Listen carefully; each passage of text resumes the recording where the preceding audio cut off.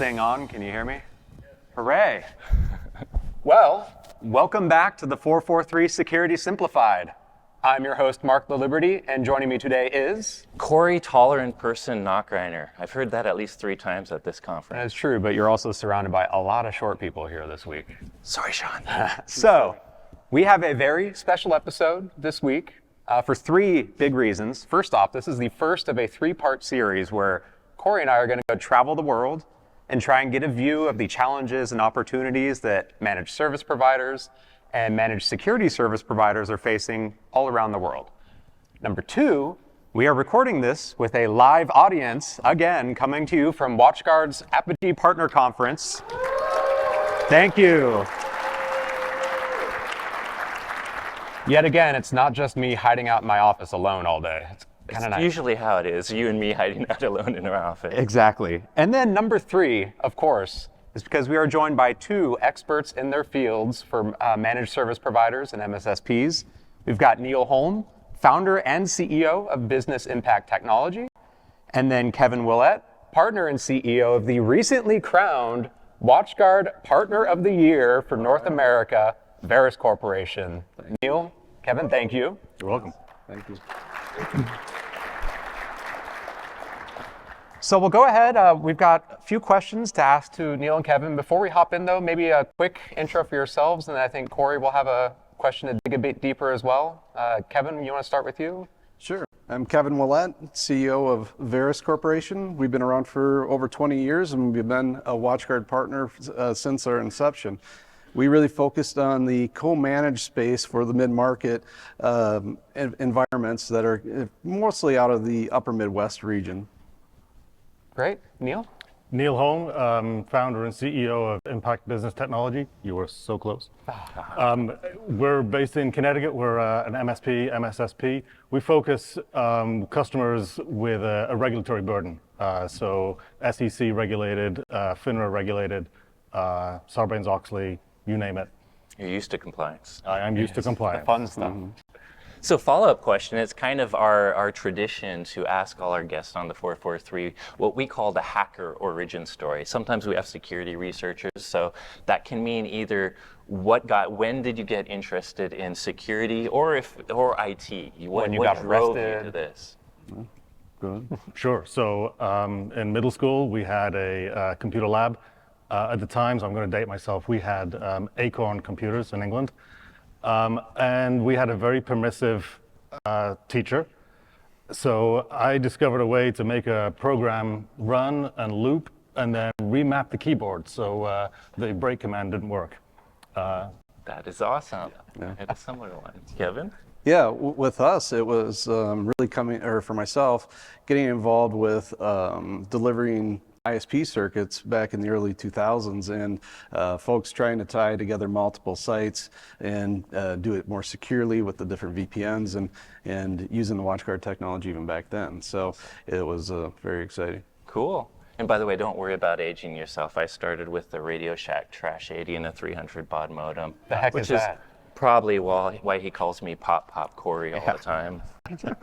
Interesting. Thank you both. Good. I think we're going to have a good mix up here. So with that, let's go ahead and jump right in. Yeah. And for the folks in the room here, you saw Corey's presentation just a second ago. As he started with compliance being a big part of security these days, and also in our hopes of getting a view, again, around the world, right now starting in the Americas, compliance is a very big topic. So we've chatted about it on the podcast recently. Mentioned the White House cybersecurity strategy just came out. One section in that, it's 3.3, I think, if you want to look it up, is all about shifting the burden of security to the vendors. And I guess I do want to speak for Corey. I do that pretty often. We're basically for that. We feel like if you're doing security right, then it's no big sweat and it will help raise the level overall around the world. But that's our view from the vendor side. And so I wanted to pick Neil and Kevin, your brains on, from the organizations responsible for deploying this technology, what are your thoughts on the national cybersecurity strategy and just what the compliance and regulation landscape looks like right now in the security space? I guess, Neil, if you want to start. Sure. So, I mean, that's such a wide question, but I mean, if we talk about the compliance space right now, it is ramping up heavily, be it insurance compliance, be it regulatory compliance. And even with the regulatory compliance on larger companies, they're now pushing this down on their smaller vendors. So almost everybody has to step up in some kind of way. So we all need to be familiar with it. We all need to be able to respond to it. But then if you switch over to the question about software responsibility, I'm all for that too. If we read the terms of service, that thing you scroll and click through, the software vendors pass all responsibility onto you, the user. And that's for things like your RMM, which is the single biggest gateway into your customers' networks. The RMM vendor absolves themselves of all responsibility. That is frightening. Good thing that they've never had an issue with any of Oh, that no. software Before. Yeah. Once or twice. But I agree. It's interesting to see how that's going to come down through the manufacturers. It's a little bit concerning when we get into the partner space as to where the liability is going to be at the manufacturer space versus the actual MSP, MSSP, and other partner community.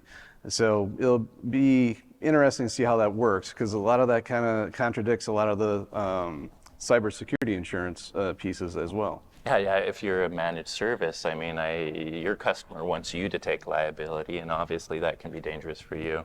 But I do think the product, they do say products and services, so it could be more than products and software. But I do think they're really focused on the vulnerabilities. So many companies out there that, every company has vulnerabilities, Microsoft, Apple, whoever, but you can tell the ones that handle it right versus the ones that were just negligent. So we do think it's actually smart to, if companies aren't doing the right thing, light a little fire to get back. Because it makes sense. Like, if you're the purchaser of a technology, like, it's tough for you to know how to perfectly secure every single device. I mean, hopefully you know decently well, but like all the holes that could potentially be in it, it's your problem and your customer's problem, not necessarily the manufacturer's problem. So I like this kind of focus on it. From our perspective, like, game on, like, we're ready to go. Yeah, We've already got it. Good job with that. Exactly. You already have a mature program, so we're going to be in a much better spot than others that, maybe they were just trying to get something out the door as quickly as possible, and security was much of an afterthought. I think cars are a great analogy, right? Because imagine if cars, we're liable if we crash the car, but imagine if you bought a car and you had to go buy a seatbelt, and you had to go, make sure that crashing into a wall wouldn't crumple the car. I do think companies have to at least build the amount of car protection that are just default with the car nowadays when we buy it into their products as well. Yeah. Do you think that there's any, Neil or Kevin, any places that we're going to see more regulation in the short term? Like, I'm thinking IoT or smart cars, maybe? Definitely. You look at the smart cars, you look at the IoT, you get into spaces that are uncontrolled and wide open. We saw that with everybody shifting to remote workforce, and a lot of folks just going, we're not ready, open up the holes in the firewall and then let the attackers in. That sounds like a great strategy, yeah. Mm-hmm. Neil? Well, the other part of the problem is with IoT, it's being deployed everywhere. Homes, businesses, labs, and the pervasive nature of this is incredibly scary. And a lot of these things are built on a very, very basic model. The vendor, security is an afterthought. They don't know or care where this is being deployed. Yeah. And there's OT that you find in business spaces, but I think to your point, if it's everywhere, you don't realize that your users have wearables that are all IoT, and they're bringing them when they come to the office or whatever. For all you know, they can connect them to your network. So it's a big problem. Do you guys have any thoughts, or do you hear from your customers on privacy? A lot of purists want to separate privacy and security. They're two different things, but I think they're interrelated as far as social engineering. And privacy seems to be a big concern around the world. Are they concerned with how you guys manage or handle their data when you're a trusted partner? Definitely. And they're getting more and more aware of that every day. Yeah. I think one of the biggest problems is most customers don't know where their data is. Yeah. So sure, they're bothered in concept by privacy, but they don't know how to figure it out, how to find it. Absolutely. And then security will be the tool to keep you private. Yeah. That's the only way that they're related. The data itself is where it all starts. It's definitely our concern as a CIO. We have a lot of tools that help us find our SaaS apps, But the beauty of SaaS is also its downfall. It's so easy to find a SaaS app that any department can go out and use to do something very cool and beneficial to the business. But then they probably have to put some of the corporate data into that app too. And often IT and the CISO office don't know of that unless they have a very good third-party risk management program that has processes that catch when people purchase new apps. So that kind of concept of shadow IT, of not even knowing where your data is definitely huge. I think I've got a good idea for like a government-sponsored program that might be able to help with that. The NSA should offer a service of here's where all your data is. Absolutely. Because they already know. Yeah, there you go. There we go, problem solved.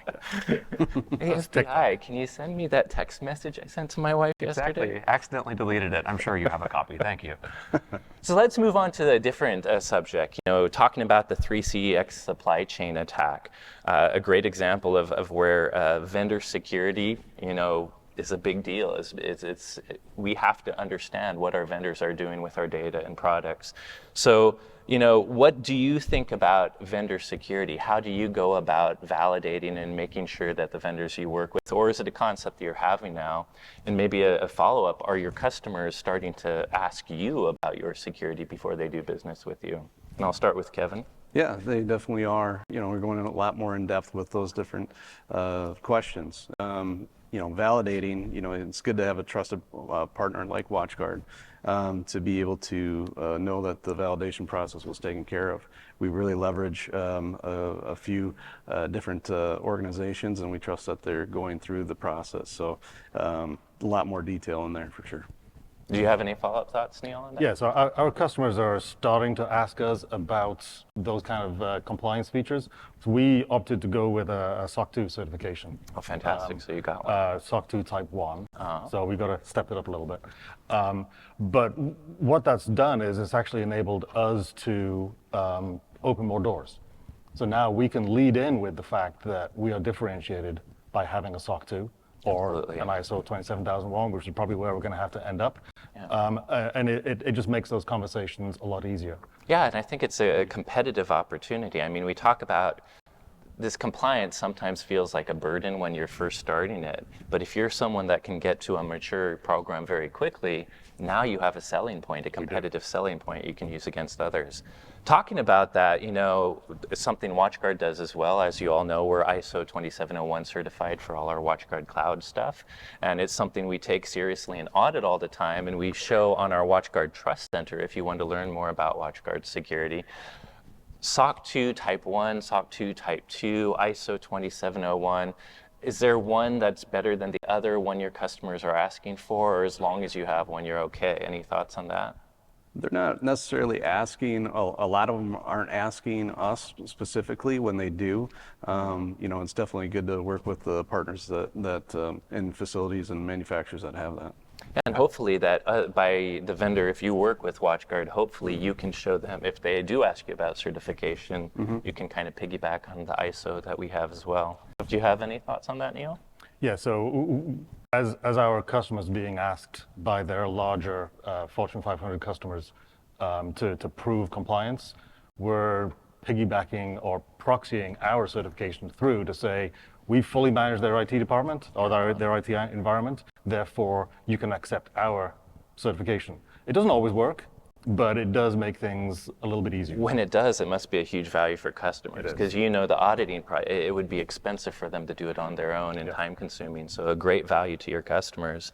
I'd also ask you, how are you starting to look at vendors like us when you do pick new partners, maybe not always vendors, but business partners? What kind of validation are you guys doing? Very similar, going through and asking those questions. Years ago, maybe we didn't, right? And so that's getting a lot more important as we go through things and we look at how are they actually architecting their platforms.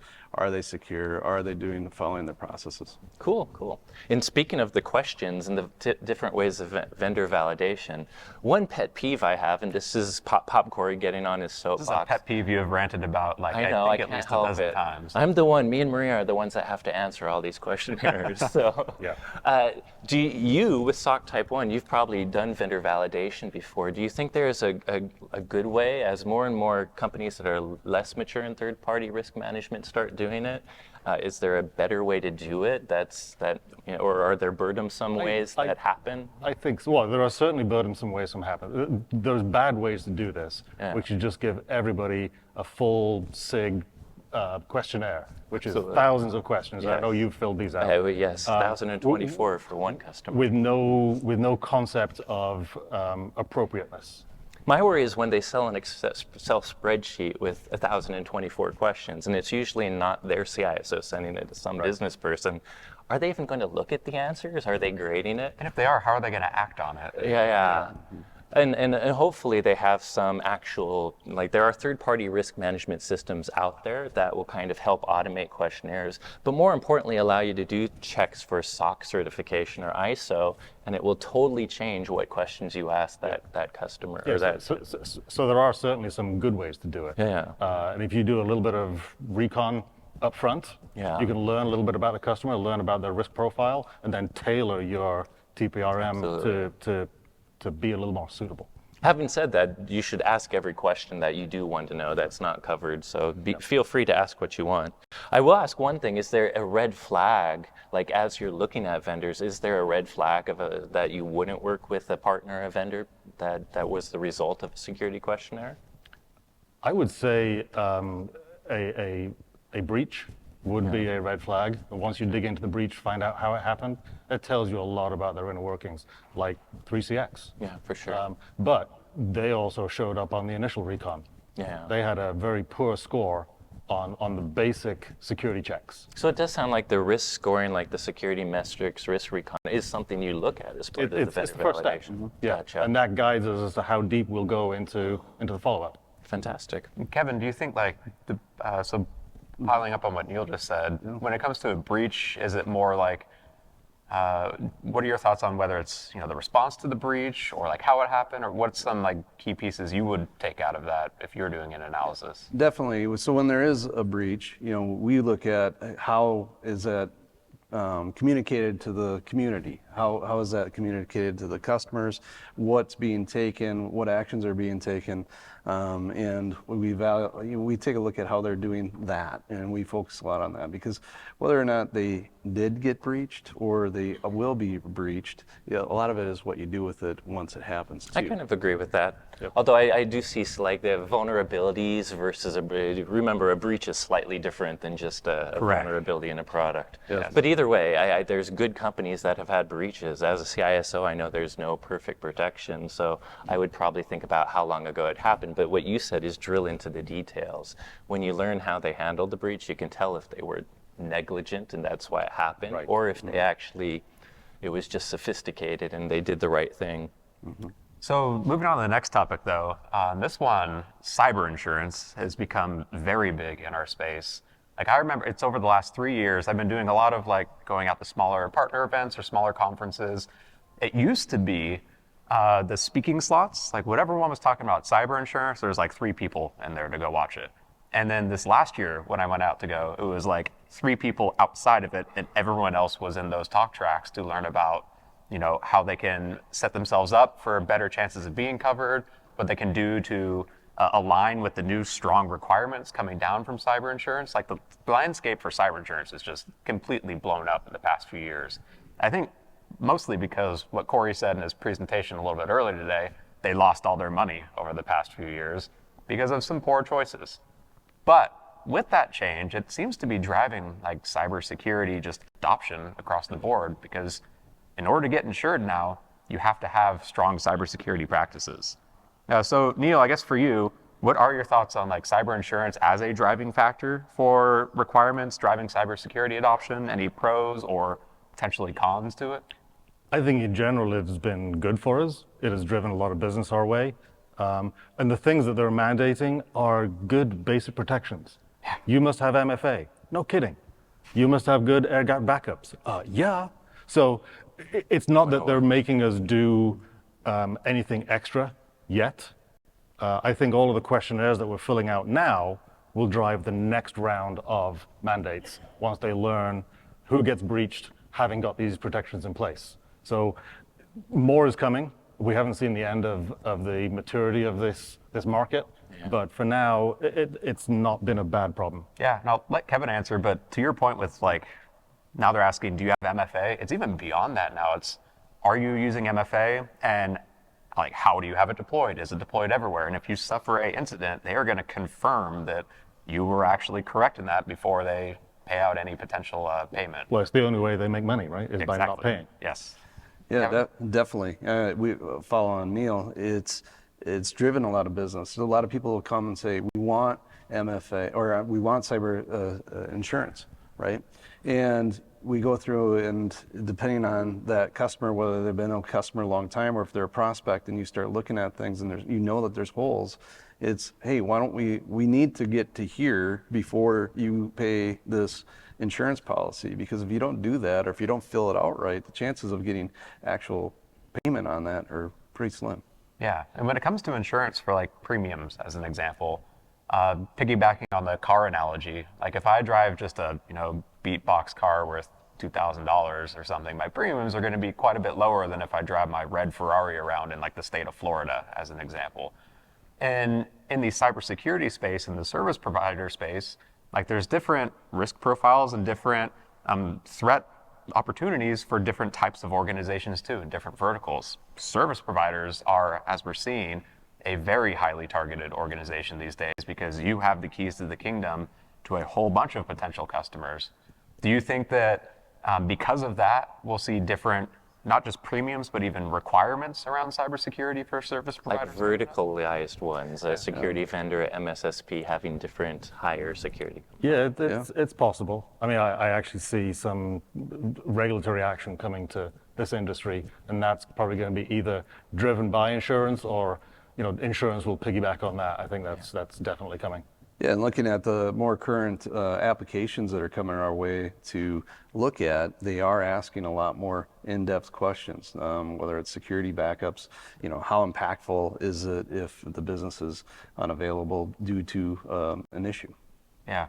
It's good. Circling back to what Kevin said, by the way, I do really like, I support customers buying cybersecurity insurance as part of their strategy. I want them, even as a vendor that sells the security.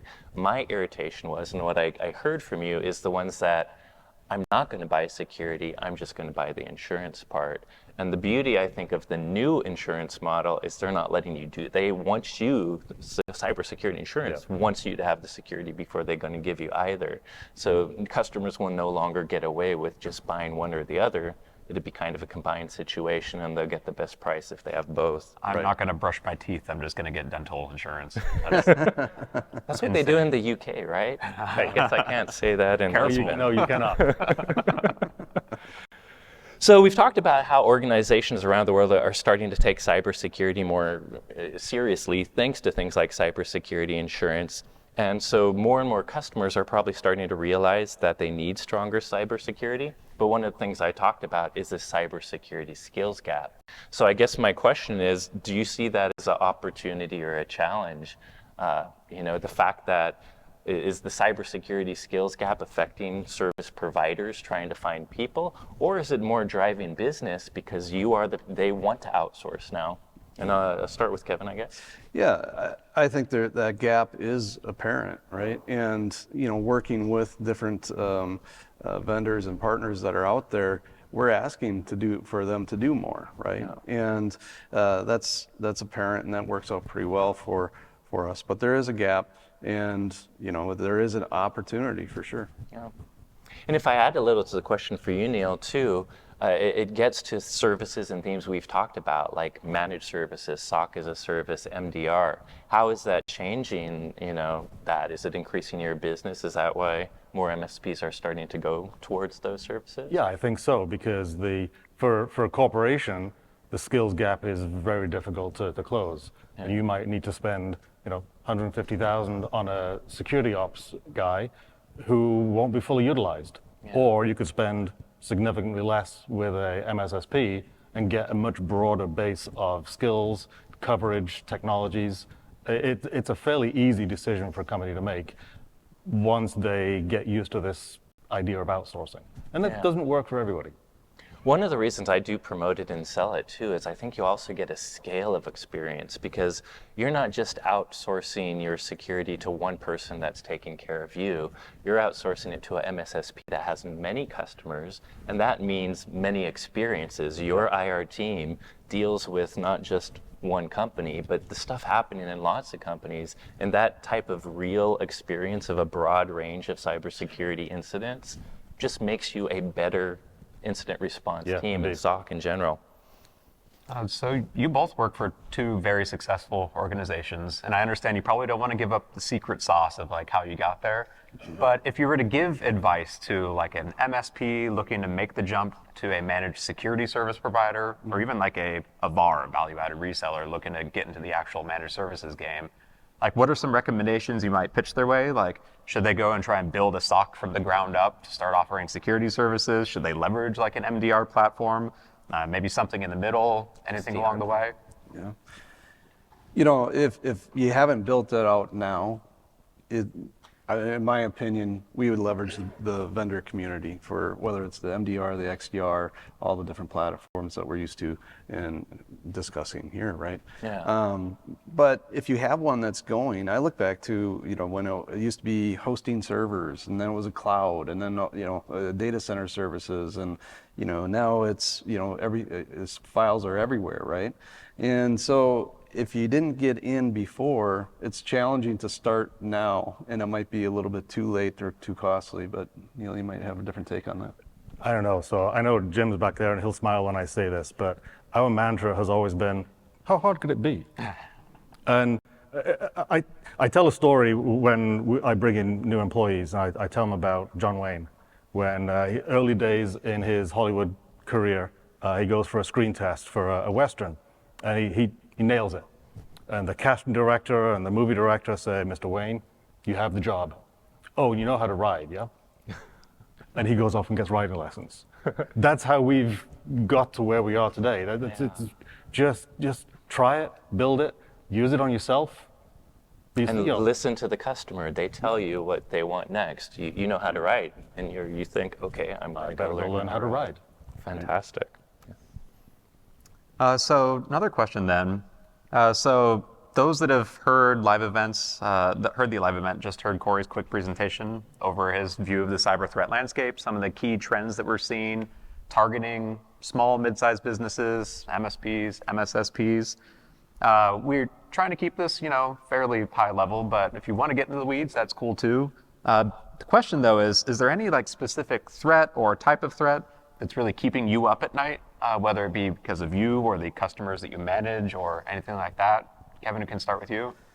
You know, when we get into the IoT space and the wearables and all the different things that we don't have control over, you know, we can, you know, set up the best network. We've got people coming in and going places and being remote. So keeping on top of that, you know, is really going to be a continued challenge, and making sure people are protected. I'm with you on that. Like IoT is one that, so I turned on like the network discovery feature on my Firebox I've got at home the other day for the first time in forever. And holy cow, there is more stuff on my networks now than there was probably 3 years ago when I last took a look. Like everything from, you know, watches and, you know, light bulbs and things like that. And I don't know how secure those things are. Yes, they're all on their own little IoT network for the most part, but that doesn't always work, at least on a home network. Yeah. And an office network, it's an even bigger challenge too, as you've got to accommodate people with, man, we had that fancy schmancy smart water cooler back at WatchGuard too that someone allegedly installed Minecraft on. Yeah. Like these are all potential avenues for attack or a bastion for an attacker. I bet that smart mirror you told me about once that you purchased showed up on the network scan that gives you daily affirmations every day. I remember you telling me all about that cool mirror. Exactly. Neil? Yeah, for us, it's the third-party risk, especially for things like our RMM. Yesterday or the day before, I was talking to Guillermo about how maybe EPDR can give us those guide rails for our RMM, and only let the RMM run within a particular channel so that it cannot be an avenue for attack. But then things like 3CX, it's out there on desktops, full system permissions, and we approve the upgrade.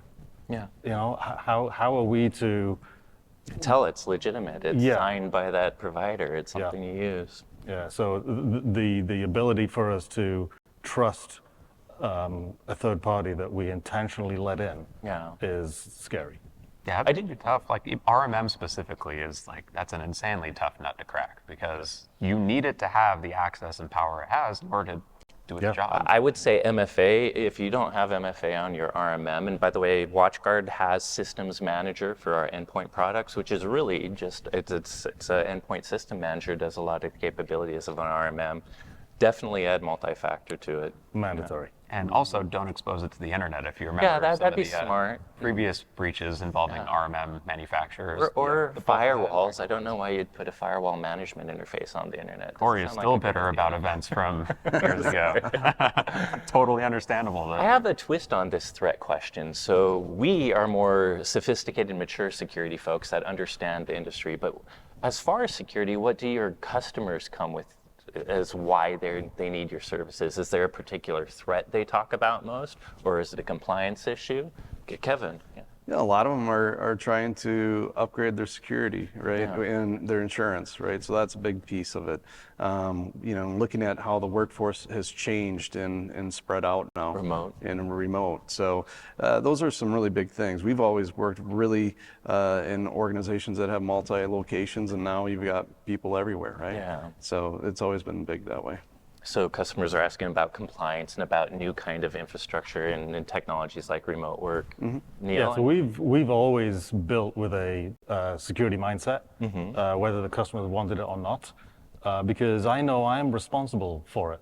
Yeah. We have very long-term contracts with our customers. My very first customer is still my customer today. Oh, wow. And so we've always had that approach. The long-term value of that customer is much, much higher than the short-term cost of me doing the job right first time. Yeah. So we've always led with trying to do this as best we can, as secure as we can, whether they wanted it or not. That makes sense. I mean, even if you're more MSP focused and you're delivering lots of IT services, one thing that could make people upset about your IT services is a security incident. So by building security just as part of your normal IT services, it helps them trust you throughout their lifetime.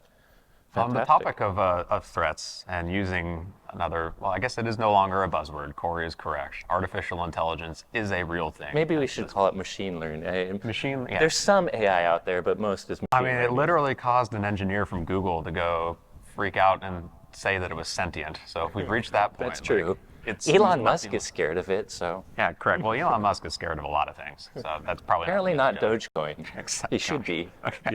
Anyway. Or the SEC. So if you had asked me about like the threat of artificial intelligence on security like 3 years ago, I would have pointed to like some of these older generative AI programs that we've seen where like Corey and I talked about on the podcast, I think probably 3.5 years ago now, making fun of like a movie script that one of these AI things spat out, where it was just like grammatic nonsense for the entirety of the thing. It was funny, but It was not for the hilarious. right reasons. Yeah, and so if you'd asked me then, like, what's the threat of AI? It's like, nothing. Like, it's not going to do anything. You'll keep your job for sure. Exactly. But now, like, even just the past few months, like, the doors have been blown off, it feels like. Yeah. So approaching the chat GPT gorilla in the room as kind of the segue into just AI in general, like, what are your concerns about AI in the cyber threat landscape going forward? Neil, start. I think the ability to spot phishing emails, spear phishing emails, will be very difficult.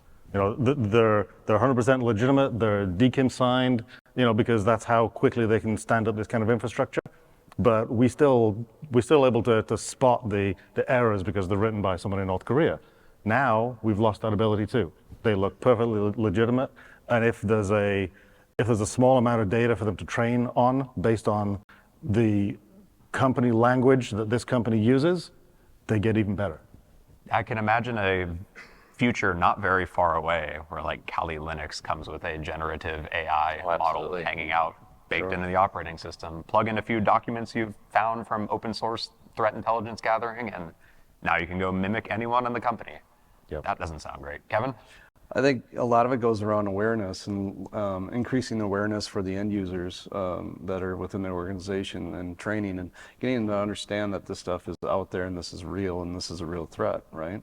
It is getting better and it is getting more real of an issue. Yeah, you can't just rely on spotting grammar mistakes in emails or punctuation and things like that. They are going to look like Prakash Panjwani wrote an email saying to, I don't know, probably not even wire money, because they would catch that as a red flag, but something really simple could be potentially their foot in the door.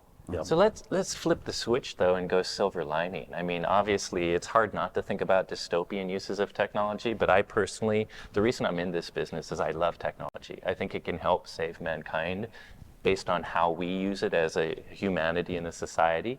How are you guys considering using AI or machine learning, or picking vendors to use it the other way to help secure, automate, improve what you guys do for your customers? You know, we're just starting to get into that, and when looking forward, you know, there is definitely needs there. We're looking also for the partners that we work with to bring forward solutions to help protect against that. And that's, we definitely in WatchGuard want to lead and use it in lots of our malware engines and our automation coming in the future. How about you, Neil? Any thoughts there? So for ourselves, we're like Kevin, we're just getting started, but I met a partner a few weeks back who has integrated ChatGPT into his ticketing system, whereby it will ingest the ticket, summarize it, send an email to the customer, and then suggest next troubleshooting steps to the technician. That's a huge game changer, and it costs about $0.05 per ticket. Wow. And we've all seen the web-based automated chat that's not a human, and sometimes it's been irritating, but my understanding is those are getting so powerful that they're actually amazing. Yeah. And you mentioned like crafting phishing emails earlier. That is the obvious use case for like the malicious use of one of these engines. But on the flip side, I wonder if like they can help us spot phishing emails as well too. Absolutely. Like they potentially understand the human language way more than I do, because I've not studied 50 million Word documents blasted all over the internet. It's the guy that edits his ISR report. Actually, your human language is really good. Thank you. So maybe some of our other writers that need ChatGPT. I write good, thank you. But I write gooder. Exactly. But I could see like this type of machine learning model being used on the defensive side as well too, to potentially spot like patterns that we wouldn't have seen. Absolutely. Make that email or that text message or phone call stand out. Yeah, or to give it a sentiment score. Like, what is it asking you to do, and is this unusual, and is it out of character for the people that you're talking to? Absolutely. Yeah. In the same way it can take information about us to mimic our voice, it can also be smart enough to notice the tiny little digital differences that might help us detect the faked voice too. Which brings me to, by the way, for all of the audience and the folks out in the crowd, you should start looking at vendors and what you're going to do about AI and ML, because I personally think security is going to go to Skynet. It's going to be adversarial machine learning against adversarial machine learning, where good guys start writing something that does machine learning to catch something new. Bad guys write something to learn what their machine learning does, changes it, and then that's just going to cycle over and over at the speed of a machine. Yeah. So you should consider investing in AI to keep up with how threats will scale. Corey just mentioned that he thinks that technology is going to save humanity or something. I'm on the complete opposite end of the spectrum. Like, I'm now convinced that The Terminator was a documentary and not necessarily just a fictional movie. Just be nice to the robots, and then maybe they'll take care of us, and we'll be healthy pets. Like, if I could have the life my dog has, I'd be living pretty well. I, for one, welcome our new robot overlords. So to transition, I'm curious, there's a couple terms that we talked a lot about here. What are your hot takes on things like, let's start with zero trust. Zero trust is such a loaded term because sometimes vendors talk about it in point products, but it really is a wide paradigm that you can apply to network, to end user, to data access, to applications. How are you guys doing on your zero trust? And this time I'll skip to Neil and go to Kevin. Any thoughts on Yeah, zero so trust? you and I spoke about this yesterday. How do you define zero trust? It's not that easy. A lot of vendors will jump on this and say, hey, we have a zero trust product. No, you don't. Yeah. You fill a gap within zero trust. One but portion of it. Nobody is doing the whole spectrum of zero trust. That's up to the integrators like us, the customers that actually operate it, and the vendors that we use. It's a very ethereal thing to try and get your hands around.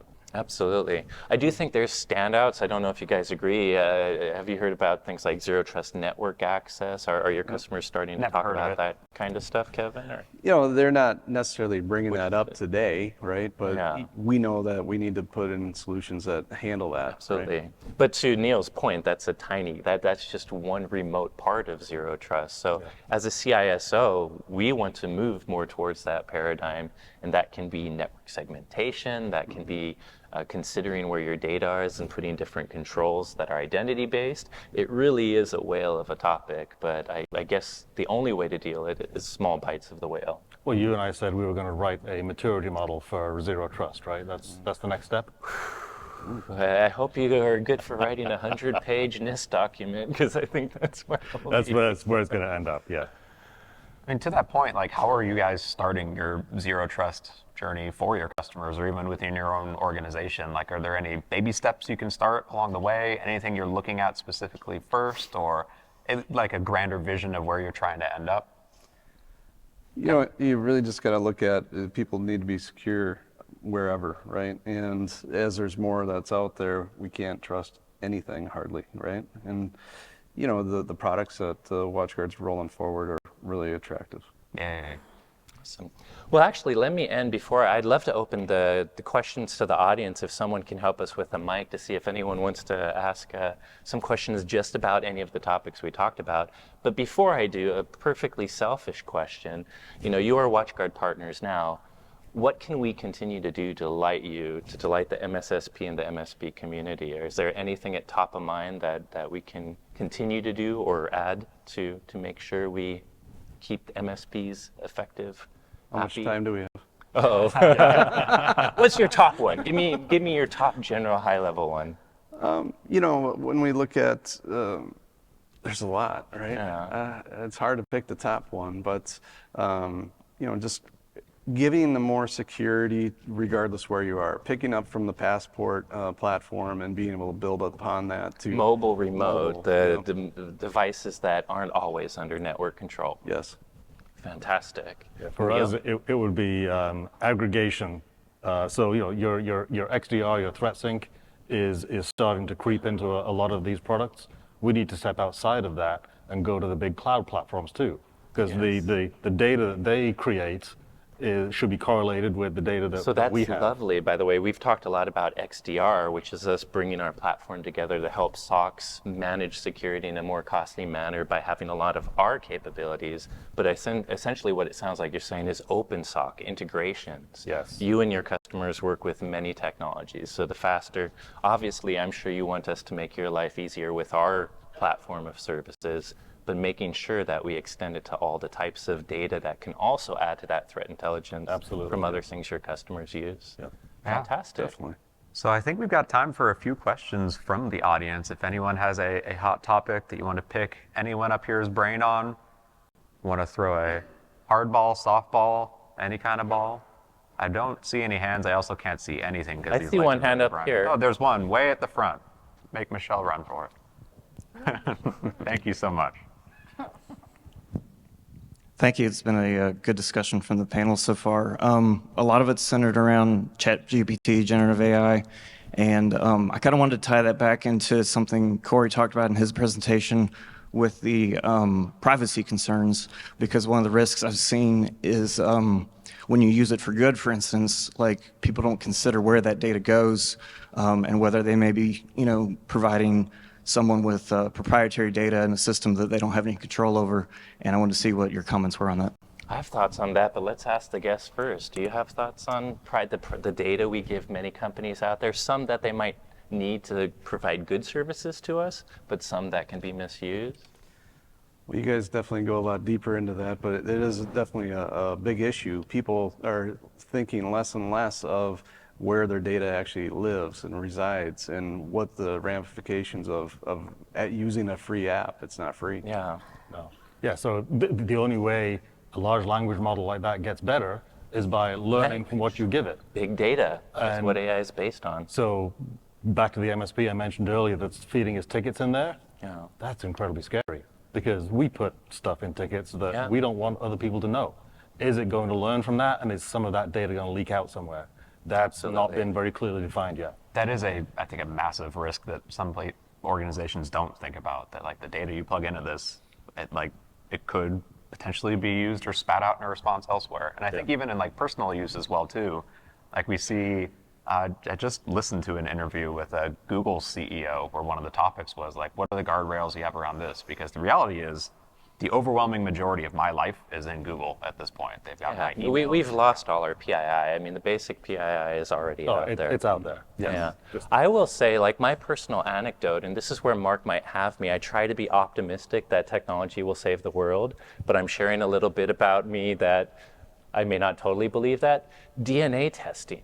Like, I'm a nerd like everyone else. I would love to send my DNA somewhere and see all about my history. I will not do that. And that's a weird balance between will technology save the world? Because to your point, think of if doctors have all of our DNA, all of our genetic code, they really could do amazing things for humanity. We could have medicines that were literally genetically made for us. They can learn about disease. The value of that big data is huge, but the risk of that big data is also huge. And the deciding factor there, it's not the technology, it's not the data, it's the stewards, it's the people that use it, it's society, it's us. Are we going to decide to use it for good and profit off of delivering good services to people, or are we going to try to do more? I will give you the bad case that I hate is ISPs. I pay an ISP to give me internet service. I give them good money to give me internet service. I don't mind giving them whatever data they need to do that. But then they go sell my telephone data and my ping data and my browsing history to everybody. Wait, they do? And that wasn't part, yes, it was part of the deal, because I didn't read that EULA in terms of service that basically said that every picture I put on Facebook is their marketing now. But it's not the deal we really thought we signed up for. And we were talking about how big zero trust is. Carla loves to point out that data minimization is a zero trust concept. As businesses, data is valuable to me as a business because I can provide you with services if you share certain data. But why should I gather data I'm not going to use? A lot of businesses do that because they're thinking there might be a way I can monetize that in the future, which I don't think is a good way to think, rather than thinking about the inherent risk. Now they have data that they don't even need. If they get breached, that's even more liability from the customers. So it's an excellent question. I think there's plenty of great uses for big data, but we as a society need to come together and say there has to be controls, and we have to make sure they're using it for good. And for instance, I don't trust the DNA testing companies yet, which is why I've never had a DNA test just to learn, where I'm from. Yeah, the other part of data minimization is if you get served with an e-discovery request, it is extraordinarily expensive to produce 20 years worth of email history. Absolutely. And so, yes, there is some value to keep it. I can look up how much I sold a firewall to a customer 15 years ago, minimal value. The cost, though, of producing that and having it reviewed by an attorney and then handed over to the third party, that's really expensive. And that's not to say you shouldn't collect it, because there is a lot of value you can add. I do think, like, for instance, marketing leads, understanding about the customer helps us better serve. Some data models I do love is like Netflix's algorithm.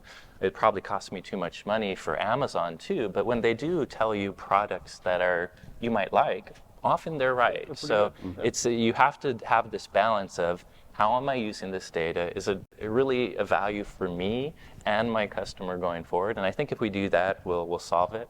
I personally still believe most of humanity is good. It's just some bad actors, but we'll see. I'm not convinced. Great question. Any other questions out there? Anyone got a hand up? No? Everyone's probably really hungry for lunch. That's what we're holding all these people from, right? Okay. Well, I think with that, thank you, Kevin and Neil, both for hopping up here. We appreciate the insight that you gave Really us. do. No problem. Thank you. You're welcome. And thank you for helping protect all the customers out there that use your services and our products as well. Yeah. You bet. Thank you so much, and thank you everyone else. Oh. Oh.